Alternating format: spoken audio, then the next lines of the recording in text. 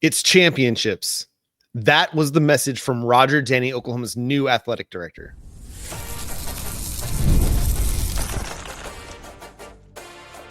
You are Locked On Sooners, your daily podcast on the Oklahoma Sooners. Part of the Locked On Podcast Network, your team every day.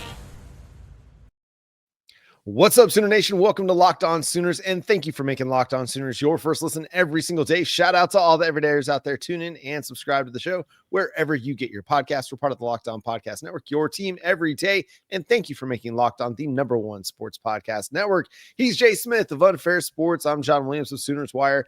And on today's show, we got some big 2027 recruiting things happening. The Oklahoma Sooners have the #1 class and looking to build on that. We're going to grade Jim Nagy's first portal cycle, his first full portal cycle with the Oklahoma Sooners. But first, we got to talk about the introduction of new athletic director Roger Denny, Jay.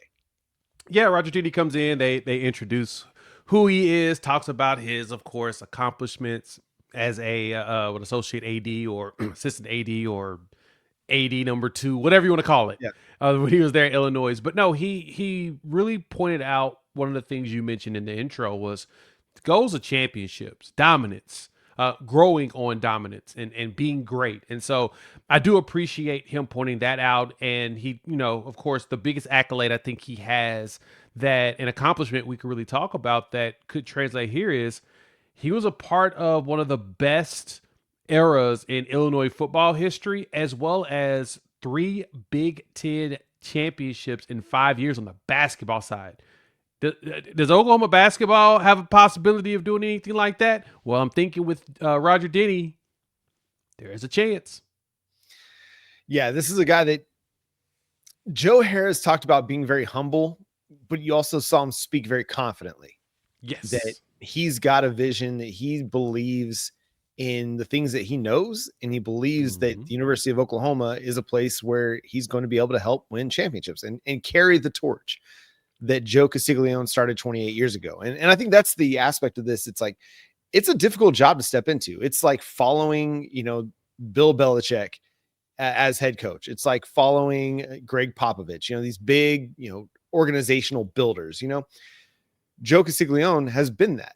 Now, I know we haven't seen a national championship for Oklahoma football in a long time, but you cannot discount what's happened in the other sports, softball, gymnastics. We've seen great things out of the women's basketball program. It's a program, baseball has been really good. It's a program that is really, really good. And Roger Denny is looking to take that and build on that. But in football in particular, it's like, hey, we're going to be aggressive and we're going to continue to have this mindset of putting the athletic accomplishments like right there with the academic ones, because they go hand in hand. And I think that was a really interesting message throughout the day, was how important athletics are to the University of Oklahoma, as they still want all the academic stuff as well. It's like, hey, all this goes hand in hand. We're excellent at this, we're excellent at this, and we're excellent at both at the same time. And Roger Denny is hoping to be a part of that as well. And the Big Ten is very much proud of their academic institutions and their academic status. And I don't think that that's a part of this that's going to be lost, but Roger Denny's, the 4 or 5 years that he's been in collegiate athletics, got to see the transition and the evolution of the sport.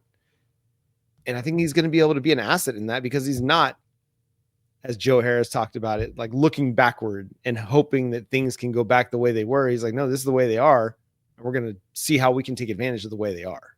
Kind of how you pointed that out was with the academic side of the Big Ten. We got to remember that the old OU president wanted to put Oklahoma in the Big Ten specifically because of the academics and the opportunity with football with sports as well, but really the academic side. So yeah, academics go hand in hand with the athletics, and Roger Denny understands that. Like I said, being in the Big Ten, he gets that portion of it, and he is taking over. He's replacing someone who had a pretty solid run. I mean, I understand people are upset that championships didn't show up, but let's not forget, last 25 years, Oklahoma was a force in football. All the resources were there. Unfortunately, the coaching staffs have not been able to execute it all the way to the end.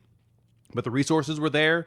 The wins were there. 10 win. I think we had the most 10-win seasons in the 21st century. So Oklahoma has been up there in the forefront of all of this. We can't pretend like those the years that Joe Castiglione was there that things were just all just gloomy and terrible.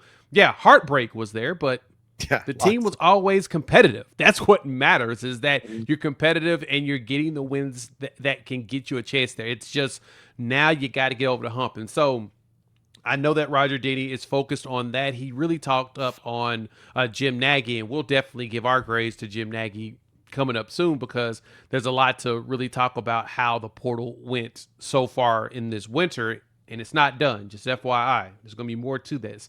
But he talked about the new, pro-style GM setup and working strategically and be strategically aligned with that. This is a whole new era. And I feel like it appears that during the search, this is what they were looking for. Someone that can handle and be prepared for and can manage this entire new era that we're about to go to. And we're about to see now if Roger Denny can be that dude. It feels like it, but we'll see. This quote from Denny is fantastic. It's Oklahoma. There's only one of these. There's only one Oklahoma. This is the standard bearer in college athletics. This program is defined by an unmatched expectation to compete for titles across generations. I promise that we're not here to play small. Love that. That's bars. I mean, you want somebody that's going to be leading the athletics department kind of talking big, because that's what Oklahoma's always been. Like, we've had the Barry Switzers, we've had the Boss, we've had Bob Stoops. I mean, Bob Stoops, he spoke big. Remember when there was all the discussion about the Big 12, SEC, all that? He didn't shy away from the idea that the Big 12 was right there in tow with the SEC.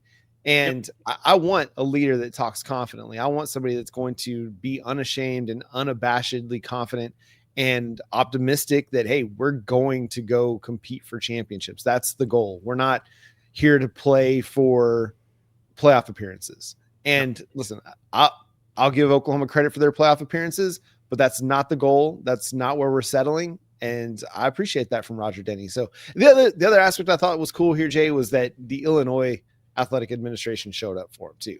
Yes. You could tell they liked him. They could tell they really liked him, and they're sad that he's leaving. And but he they was really understand. emotional about it too. Yeah. I mean, it's good to have someone that has ambition to want to move up. That means they're going to give 110% at all times, which, statistically you really can't do that, but they give that extra effort. They're always there. They're pulling up. Yeah. They're doing the extra work. They're helping. They're doing everything with care. And I love the accountability through care that he believes the easiest hard conversations are with people you care about. And he's going to drive that accountability with these coaching staffs. I love it. We need to do that. We need to push for the standard, which is excellence, but we don't have to be buttholes about it. I like that. I like that he's going to take that approach. And to be honest, it'll probably make it even easier to be able to cut loose with folks. If they let him know, like, hey, look, like, it ain't working for either one of us. Let's go ahead and get you into a better spot and move on from there. Yeah. And I know he said he hadn't really had time to sit down and think about the Porter Moser thing, but I imagine they're going to have a lot of really difficult discussions over the next few months about that contract situation, that coaching situation. Question. Do you think that he's going to be the one that pulls the trigger, or do you think Joe C pulls it before he leaves? I think Joe C pulls before he leaves. Yeah, I don't know. It reminds me, this reminds me a little bit of the Tex Schramm selling to Jerry Jones and Jerry Jones being the one to fire Tom Landry situation from the 80s. Like, that's kind of what it seems like. Joe C's not going to go out like the last act as athletic director firing somebody. That just doesn't seem like something that they would want to be one of his final decisions as the athletic. That's just my take on it.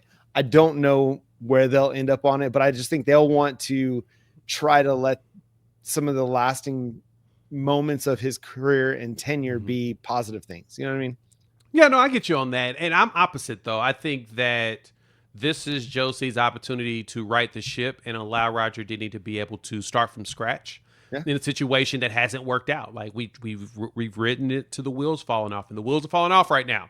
a lot of blown leads in the basketball side, which we don't talk a lot of basketball here, mainly because it's pretty depressing and a lot of y'all are upset in the comment section. So we try to make sure we don't give y'all too much PTSD or just anger, because it's not an anger management course, unfortunately. But to me, it kind of feels like that's something Josie may be able to do. Like, you know what? I'm going to shoulder this load since I'm about to leave anyway, and allow you, Roger, to come in here and start from scratch and build something new on that side of it. So I totally see where you're going from, not leaving on a negative note. I can also see him saying that I don't want you to start on a negative note too, which, you know, one of the two could work. We'll see. I'm curious to see how this turns out in the next, 2 weeks? Because he starts February 15th. So in 2 weeks, we'll find out. Yeah. And I don't know if it's going to be one of those things that they do mid-season. If they even come to that decision, you never know what people are going to do. But true. Yeah, it's going to be interesting, man. It's a new era, and Roger Denny wants to put student athletes first and believes in Oklahoma's brand and believes in Jim Nagy, just like we do. And we're going to discuss Jim Nagy's first portal haul and grade it out coming up here on Locked On Sooners. Hi, everyone. I'm Kalia Butler, host of Locked On Women's Basketball, and this is Mazda's Women's Basketball Snapshot, celebrating the work no highlight reel can ever capture. The WNBA has released its 2026 schedule, featuring a 44-game regular season beginning on Friday, May 8th. The league's historic 30th season includes expansion teams Portland Fire and the Toronto Tempo, with opening weekend highlights such as Caitlin Clark and the Indiana Fever hosting Paige Beckers and the Dallas Wings, and a rematch of the 2025 finals between the Aces and the Mercury. In college hoops, South Carolina handed Vanderbilt its first loss of the season with a dominant 103-74 win. These moments are earned off the clock, those long before the lights ever come on. The sweat, the fakes, the doubt, the scrapes, and coming back for more every time. Mazda puts the same drive into every detail. Wins define the moment. Putting in the work, that defines you. There's more to a Mazda because there's more to you. Once again, thanks for making Locked On Sooners your first listen every single day. Shout out to all the everydayers out there tuning in and subscribe to the show wherever you get your podcast. We're part of the Locked On Podcast Network, your team every day. Also, go check out the Everydayer Club, lockedonpodcast.com/everydayer club, or you can go to lockedonsooners.supercast.com for $5 a month, $50 a year to get ad-free audio and an invite to a members-only Discord. Discord is an app you can download to your phone or to your computer where you can chat and talk ball with Jay and I, and also members of the Everydayer Club across the world and hosts across the Locked On Network. Go check that out. lockedonsooners.supercast.com for $5 a month or $50 per year. Per year. It's poor. I'm totally with a poor year. Yeah, totally. The coffee's not coffeeing just yet on this fine Thursday morning, but you know who is coffee, and that's Jim Nagy. I don't know if that's a thing. I just made that up, but we're going with it. Jim Nagy had his first full year as general manager of the Oklahoma Sooners. If we can recall, he was not a part of the John Mateer decision. He was not a part of that winter portal class last year. He did make some splash additions, or was part of them, in Jade Knott. Jake Michaela was a big-time addition in the spring portal. But after a full year as general manager, his first portal cycle under his belt, Jay, how would you grade Jim Nagy's portal haul? Yeah, I'd give him probably I'd give him an A-. As I'm thinking about the grades and really going back and looking at the players. I say that specifically because the portal's not done yet. And I want to make sure everybody understands that there's going to be a synthetic transfer portal in the spring where a lot of these kids that ain't got homes yet are going to probably end up being picked up after spring games, after these workouts, and after your injuries come down the line, because it's inevitable. Things are going to happen, unfortunately. But I do expect Oklahoma to be active after the school year is up and bringing someone in for the summertime. Could be a graduate person or whatnot, not even a transfer, just someone that is finished up school already, could start grad school but decided to wait, or has taken grad school classes and, paying for them out of pocket. You never know. Some people will gladly do that. But I do think that I give him an A- only because there's a few more players I would like us to try to pick up. I'd like us to get like maybe one more defensive lineman, maybe one more linebacker, maybe one more running back. But overall, he hit every spot that we needed people, and we needed those reinforcements at. He wasn't trying to replace anybody or really portal on top of folks, except for the wide receiver room. That 24 class got completely cleaned out. So you could tell that was kind of that looked like that was by design. Sucks. Because like I said, we all know, I have a few players in that class that I really adored. It appears that in his mindset, it was, we need to start from scratch there. And so we'll see. But yeah, A- is where I'm going to go with. Yeah, I think the defensive tackle situation is probably the area where I felt like maybe they missed out a little bit. You're not going to get every guy that you approach and you pursue and recruit. And there's just not a lot of really big time players out there at that position every cycle. Generally, those are the dudes that are going to be high priority retentions. And Oklahoma's been able to do that with Jaden Jackson and David Stone over the last 2 years. And that's fantastic. You were just hoping to add a guy with experience, or not experience, with high level production in the Big Ten or the SEC, to be able to add something like that. But again, there's just not a lot of guys out there like that. But I think the depth pieces that they added in Kenny Ozawalu and Bishop Thomas. Yeah. Thomas. I wanted to say Bishop Joseph, but it's Peyton Joseph. Excuse me. Bishop Thomas.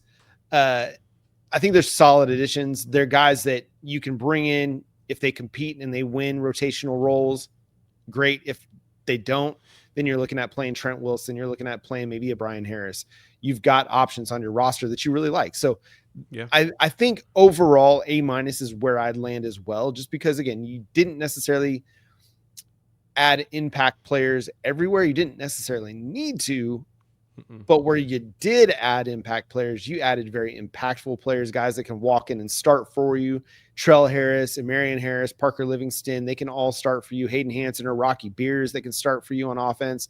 Cole Sullivan, he's going to start for you at linebacker pretty much. And so you added 6 starters to your roster in the portal, and that's pretty great, man. Yeah, it's good. You got the play positions you needed. You know, I know we emphasize this a lot, but I think a lot of fans need to understand that portion of it is you don't need you're not just go out there spending money and just throw money at players that you don't think is going to actually play, or you don't think is better than your current players on your roster. Like that's the thing to think about it. Like Bishop Thomas is a fantastic depth piece. He's at 1 year left of eligibility. He's going to rotate with Jaden Jackson as well as David Stone because he's got the experience to be able to do it. But he'll be battling it out with a Nigel Smith. Heck, Kenny Ozawalu, it sounds like in winter workouts, dude's pretty freakish. Plus, I mean, if you saw the picture of him, he has a 6-pack and he's like 6'4", 280 pounds. Like, that's kind of terrifying, right? Like, that's freakishness. Yeah. That's horrifying. I'm afraid thinking about it now. He's probably going to knock at my front door in a couple minutes. So you got to be careful with that. But that's what you're looking for is those additional pieces. And so I think, I mean, when I really think about it, I really love that they were able to pull Peyton Joseph here. Like, the name that kind of got you, caught up with Bishop Joseph and the Peyton Thomas. Totally get you there. So I was thrown off as well. But I do think that Peyton Joseph pickup was solid. Yeah. Because you were able to convince him to come here as a freshman, and knowing he's not going to start, but be able to understand that we're here. If you're here to be developed, pull up. Same thing with Cole Sullivan. Now I know Cole Sullivan was more of a Brent Venables piece because Cole recognized I want to be developed by a guy that knows how to develop linebackers, and the way Danny Stutzman's playing with us being about the same size. Maybe you should take advantage of that opportunity, and he should. That's what you're looking for. You got to have a GM that can recognize reality and the BS that fans like to put out there of all the pie in the sky players they want. They want everybody great.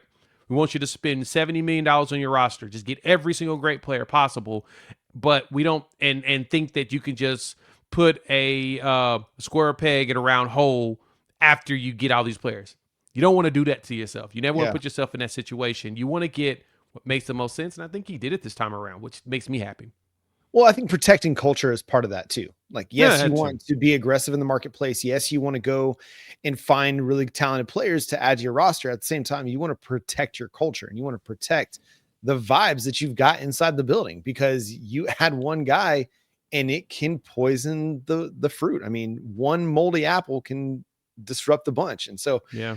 this is one of those situations where you have to be conscientious about the right guys. And because we saw how special and they talked about it in the introduction of Roger Denny, just the connectedness, the culture, all of that stuff, and it being top priority in the program, because money can ruin things and it can pretty quickly if you're not careful. So Yeah. there's a balance to it.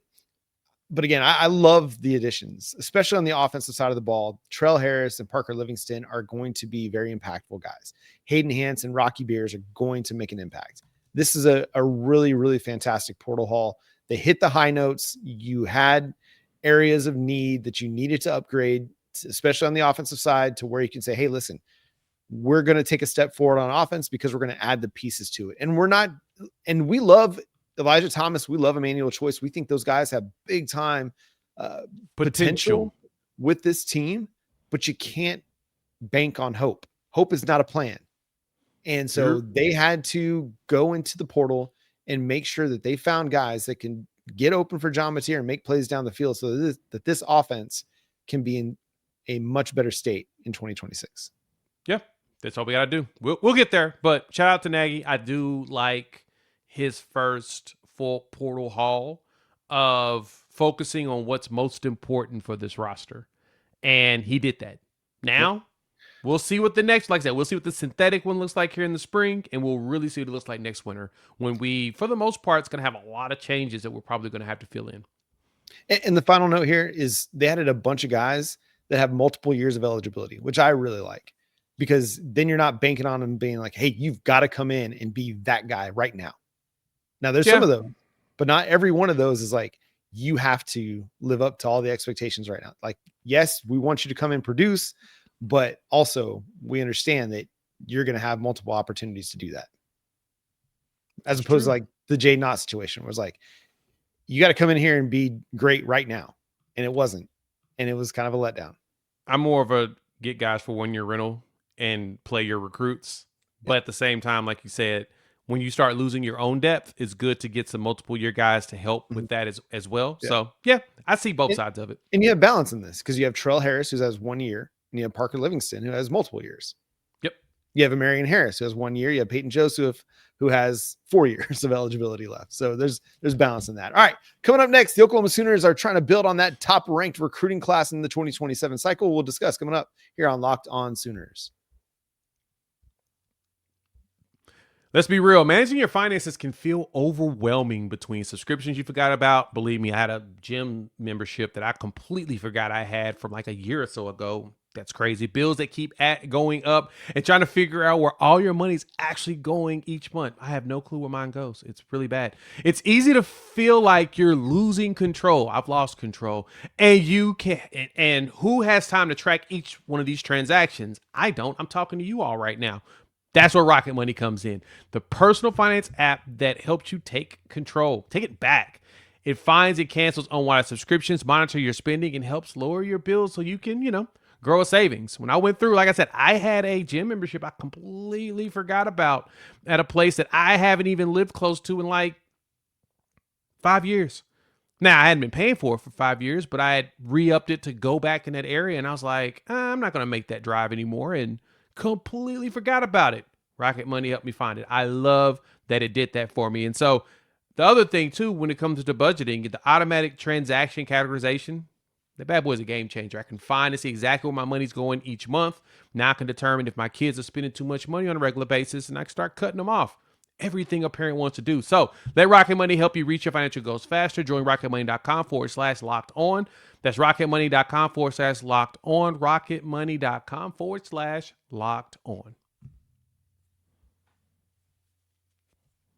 Once again, thanks for making Locked On Sooners your first listen every single day. Shout out to all the everydayers out there. Tune in and subscribe to the show wherever you get your podcasts. We're part of the Locked On Podcast Network, your team every day.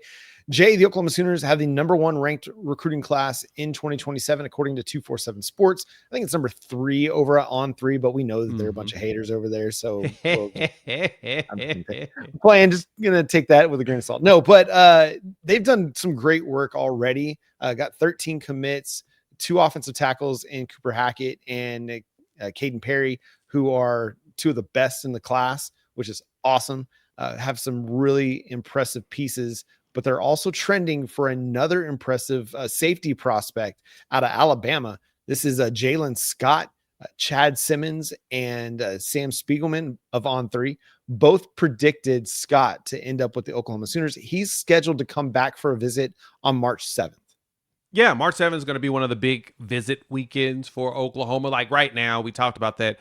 Oklahoma had the coaches are all actually out in Alabama right now for Senior Bowl. So they decided to be smart and go hit up Mobile Alabama, because that's exactly what Senior Bowl is.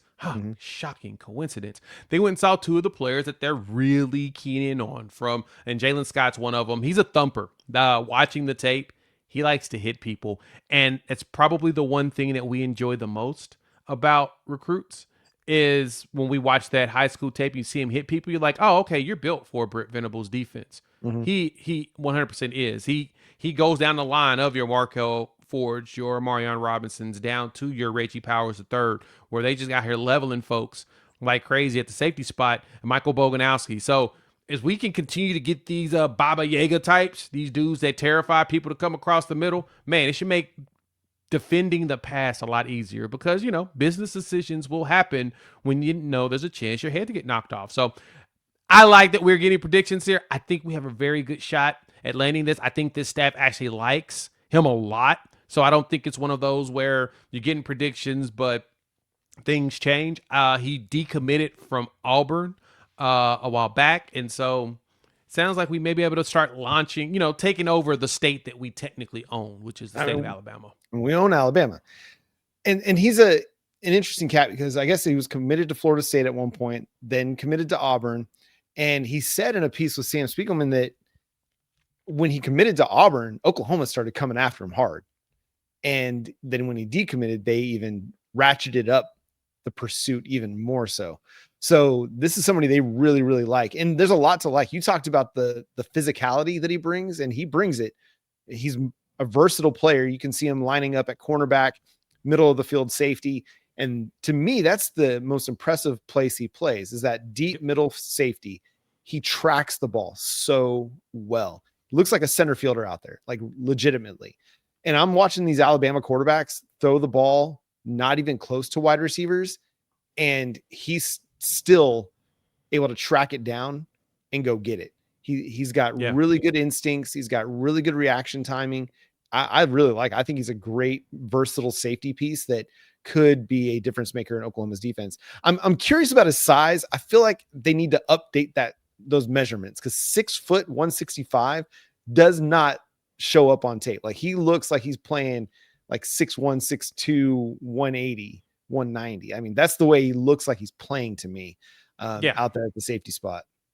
Yeah, he plays at a much bigger size and power. But, at the same time, remember, a lot of these are from probably the last time he did a camp, which is possibly a year ago or so. But he's going into a senior year. So, he'll have his off-season workout program. I know that when players commit, we usually give them some additional custom workout stuff to start training to help them get, prepared for the grind of college. And knowing him, he's probably in that weight room getting right. He's getting his training in, getting his eating in, nutrition right. So I agree with you. I would love to get that updated to something more recent, but we're about to hit camp season anyway. So I think all of those numbers and stuff are going to change very soon, which is exciting. We're now in that potential season and talk season. I actually enjoy this a lot more than most do. Someone's like, I just want the games to get on. I want to see the potential first. Let me see if somebody's actually worth my time to even talk about. And be honest, Jaylen Scott, he's definitely one of those that I think, he deserves some attention. Yeah, because he's trending towards Oklahoma right now. There's a lot of guys that Oklahoma's offering right now, and they're definitely interested in, and some really intriguing players from across the country. Like they're spanning the entire United States for guys. I mean, they offered a kid from Michigan just the other day, Gideon Gash, which I think is a really intriguing name. Never heard those combinations of names he's just from the suburbs of Detroit. But he's a 6'4", 200-pound cornerback, and he plays really sticky coverage. So really intriguing there, but they're just going all over the place. They've offered a kid from Utah at defensive back. So really intriguing. The other one that we got to follow up, we've discussed the Mobile, Alabama connection and owning the state of Alabama, going 4-0 against Auburn and Alabama the last 2 years. Jamison Roberts, that seems to be their quarterback of the 2027 cycle, the one that they've really honed in on, that they really want to get as part of this 2027 recruiting class. Yeah, he's that dude. He's the one that we definitely know that Oklahoma wants. You see them visiting him often. You see the pictures. You know that they're taking time out to make sure they go visit. I think he's going to be a fun one here. He's tall. When you see the picture of him with Ben Arbuckle, you're like, oh, wow. He's a lot taller than I anticipated. So he's a bigger quarterback. He's still a string bean right now because, of course, he's a junior. He's going into his senior year. So, he'll put on some weight, but he's not someone you need to play immediately anyway. You don't need him to come in as a true freshman. Right now, Bo Bentley is expected to be that dude going through the 27 and possibly 28 season, unless Whit Neubauer or Jet New takes over. But Bo Bentley's expected to be that guy at that point. And so since that's the case, that's going to give Jamison a couple years to really get himself acclimated to the collegiate level and be able to play possibly in 29, 30, something like that. So, but the good thing is that he'll be possibly surrounded by a really strong class of players to where within a year or two, they'll all be impactful on the field. It makes me intrigued about what this 27 team is going to look like. Like I'm almost skipping over 26. I want to see what 27 is going to look like now. Jay likes to get the cart before the horse a little bit, but no, every time I sure do. No, I'm excited, man. This 27 class is like really shaping up to be potentially a special one. The recruiting rankings are not the be all end all. I like to just look more at who's offering, and if Oklahoma's offering, I believe in the talent that they're looking at. So let's look at Jamison Roberts' stats from 2025. They went 13-1. They won the Alabama 6A championship, or I guess he went to the Alabama 6A championship. He completed 73% of his passes for 3,370 yards, 37 touchdowns, just 5 interceptions. And he also ran the ball for 641 yards and 21 touchdowns. The dude had 58 total touchdowns last year. Wow. Crazy. And that was his first year as a starter because he was behind a Texas signee, KJ Lacey. Well, there you go. That's crazy. So the dude's productive. He's got size. This is going to be an intriguing follow, but because you look at the offer sheet, it's not great. I mean, Auburn is there, Baylor and Oklahoma. Those are kind of the top programs that are offering right now, but it's camp season. It's that time of the year where he'll start getting more evaluations. He looks like a guy that could rise to be a 4-star prospect. He's only a 3-star right now. I think he could end up as a 4-star in the cycle. But we'll just see. But Oklahoma likes him a lot. We'll see where that takes him. And again, this is that first time where it's Jim Nagy and Ben Arbuckle evaluating the quarterback prospect together. It's not just Ben Arbuckle's evaluation. It's a front office and coaching staff evaluation. Yeah, we're in the new era of college football to where you're going to get those, as you mentioned before. Jim Nagy is going to be giving out his offers for the coaching staff. The staff didn't have to do all of that themselves. The coaches, they all evaluate. Like the front office finds the prospects, puts them in the hands of the coaching staff. The coaching staff looks through it and be like, yep, there's something that fits for us. What's our chances, blah, blah, blah. And so the recruiting staff and that front office been able to do the recon for our current coaching staff, allows them to focus on coaching the players. We talked about that before. Owen Heineke mentioned this excitement. He loved that part, that the staff could focus on them and their development more so. And so having a NFL type front office where they just, hey, we're going to bring you the players and you go win with them, that's a big deal. And so with that being said, Nagy now, like you said, he's out there giving offers too. All right, cool. Keep that going. That lets me know that this is a Nagy special, and I'm going to keep my eyes on him because I'm going to keep my eyes on you. Yeah, one more guy that they're really focusing heavily on is out of Hays, Kansas. That's Gus Corsair, the 4-star offensive lineman. But apparently recruitment is kind of heating up for a lot of places. A lot of people are really coming after this kid. Hays, Kansas, that's also the alum or the alma mater of Jaron Kanik. So that's something to consider there. But yeah, Bill Bedenbaugh made a visit there on Thursday and spent time and had dinner with the kid. And we'll see, man. But if they can get him, he's an interior offensive line prospect. So, you got your tackle situations figured out. Now you got to try and find some guys to beef up that interior to solidify your offensive line for the future. And that's going to do it for today's episode of Locked On Sooners. Thanks so much for tuning in, being a part of the show. Subscribe to the show wherever you get your podcasts. We're free and available on all podcast platforms and on YouTube. So hit that subscribe button, hit that notification bell to let you know when new episodes drop. Follow Jay at Unfair Sports. Go check out his channel, Unfair Sports, for more Oklahoma Sooners and college football coverage. You can follow me at John9Williams and read my work covering the Sooners over at SoonersWire.com. The show is at Locked On Sooners on all of your favorite social media profiles, platforms, and more. Also, for ad-free audio of Locked On Sooners, go check out the Everyday Club, lockedonsooners.com, or sorry, .supercast.com for $5 a month or $50 per year. But until next time, he's Jay Smith. I'm John Williams. We'll talk to you then. Boomer Sooner. I enjoy dreaming about the 2027 class too, Jay. It's okay. It's fun. Good. I knew you'd see it my way. Let's go.